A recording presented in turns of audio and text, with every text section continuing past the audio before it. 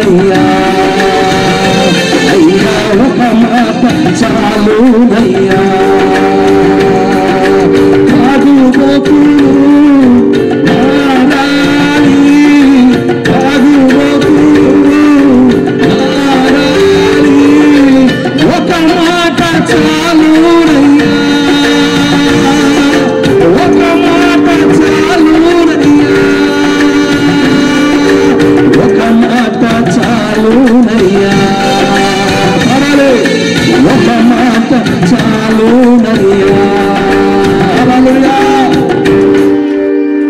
అపోస్తుల కార్యం 2:42 అంటారు, ఒక ఏడాదిగా అనుభవం సంఘానికి ఆది అపోస్తులు నేర్పించారు. ఏడాదిగా అనుభవం, దాంట్లో ప్రార్థన చేయుట యందు అని ఉంది. ఏమనుంది?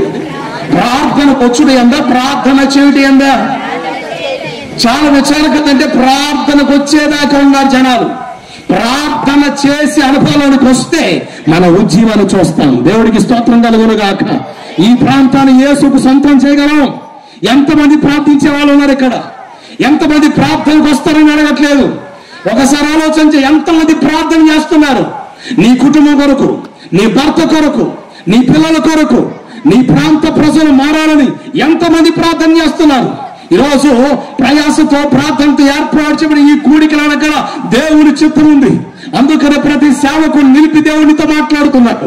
ఈ చివరి దినాల్లో ప్రార్థనకు వచ్చే వ్యక్తిగానే ఉండిపోతే కుదరదు, ప్రార్థించే వ్యక్తిగా మారుదువు గాక. ప్రార్థన అర్థింపబడు, ప్రార్థించే వ్యక్తులు కావాలి.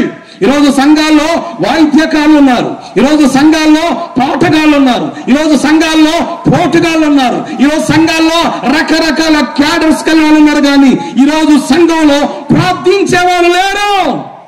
ఒక దైవజనుడిగా, ఒక సంఘ కాపరిగా వేదంతో చెబుతున్నాను, దైవజనుడితో మోకరించి ప్రార్థించే వాళ్ళు కొద్ది మంది ఉన్న చాలని సంఘంలో దేవుడు జీవాన్ని చూస్తాం మనం. దేవుడికి స్తోత్రం కలుగును గాక. ఈరోజు ప్రార్థించే వాళ్ళు లేరు. ఈరోజు ఉపవాస ప్రార్థన అంటే ఎంతమంది ఉపవాసముడి ప్రార్థన చేయగలుగుతున్నారు? ఎంతమంది మొరపెట్టగలుగుతున్నారు? ఎంతమంది కన్నీరు కాల్చగలుగుతున్నారు? ఓ నరసయ్య ప్రాణమా, ఈరోజు దేవుడితో మాట్లాడుతున్నాడు. ఈరోజు నీ జీవితంలో ఏ సమస్య ఉన్నా, ఏ బాధ ఉన్నా, నువ్వు పాపాన్ని జయించలేకపోతున్నావా? ప్రార్థించు, పరిశుద్ధులుగా మారిపోతావు. సమస్యలా, నిందలా, అప్పులా, బాధలా, కష్టమా, నష్టమా, వేదన, దుఃఖమా, అది ఏదైనా ఈ రాత్రి నువ్వు మోకరించగలిగితే, నేను ఒక కొటేషన్ రాశాను, నీకు మోకరించే సత్తా ఉంటే నిలబడే శక్తి నీకు ఉంటుంది. ఆమేన్ చెప్పండి. హల్లెలూయా. నీకు మోకరించే సామర్థ్యం ఉంటే చాలు, మోకాల మీదకి రా, ఖచ్చితంగా దేవుని కార్యాలు నువ్వు చూస్తావు. బైబిల్ చెబుతుంది లోకాసు వార్త 21:36 ప్రకారంగా, 36 వచ్చిన రాయబడినట్టు తెలుసా, వీటన్నిటిని మనం తప్పించుకొని ఆడి ఎదుట నిలబడినట్లుగా మనం ఎల్లప్పుడూ ప్రార్థించాలి అని ఉంది. దేవుడికి స్తోత్రం కలుగును గాక. మెలకువగలిగి ప్రార్థన చేయాలి. నువ్వు ప్రార్థించే వ్యక్తివైతే, ప్రార్థించే మనిషి అయితే నేను అంటాను, సాతాను రాజ్యాలు కూల్చబడిపోతాయి, సాతాను శక్తులు పారిపోతాయి. ఈరోజు పీడకలు వస్తున్నాయని, ఈరోజు రకరకాల సమస్యలు వస్తున్నాయని, ఈరోజు సేవకుల ప్రార్థన మీద ఆధారపడడం నేర్చుకున్నావు. కానీ ప్రార్థించే వ్యక్తిగా నువ్వు మారలేకపోతున్నావు.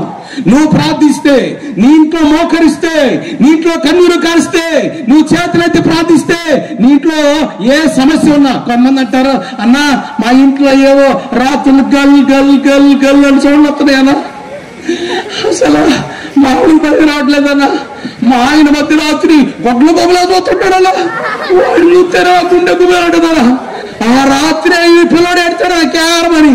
ఇవన్నీ రకరకాల సమస్యలు, బాధలు, శోధనలు ఎవరు చెబుతున్నారు? దేవుని ప్రజలుగా పిలబడుతున్నామని చెబుతున్నాం. కారణం ఏంటో తెలుసా? ప్రార్థించే అనుభవాలు లేవు. ప్రార్థనకు వస్తున్నావు, ప్రార్థించే వ్యక్తిగా మారు, ప్రార్థించే అనుభవానికి రా, దేవుని కార్యాలు మీరు చూస్తారు. దేవుడికి స్తోత్రం కలుగును గాక. ప్రార్థించే అనుభవాల్లోనికి మనము రాగలిగితే ప్రార్థన పరులే ఈ చివరి దినాల్లో దేవుని రాజ్య వ్యాప్తి కొరకు బలమైన సాధనాలకు నిలబడబోతున్నారు. నమ్మితే గట్టిగా చపలు కొడుతూ స్తోత్రం చెప్పండి. హల్లెలూయా.